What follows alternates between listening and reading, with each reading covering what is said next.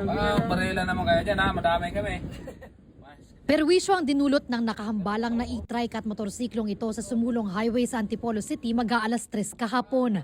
Hindi pa masyadong nakita sa video nung una, pero tila nagkainitan na ang dalawang motorista habang nasa loob ng e-trike ang driver nito. Hanggang sa hinatak na ng rider ang kaalitang driver papunta sa gilid ng kalsada. Pareho silang tumama sa pader habang patuloy na nagpapalitan ng suntok. Ayon sa barangay, nagsimula ang away ng masagi raw ng motor ang e-trike. Ang una raw nanuntok, ang driver ng e-trike. Ang kinagalit dun nga kasi nasira niya yung pan. Kaya daw siya nagalit. Inamin naman ng nanuntok na talagang nabigla siya. Dahil sa init daw ng kanyang ulo, tapos nuntok niya kagad yung nakabangga. Kaya pagganti ng ating nakabangga, sinalyas siya, di ba? Sinalyas hanggang napunta sa pader.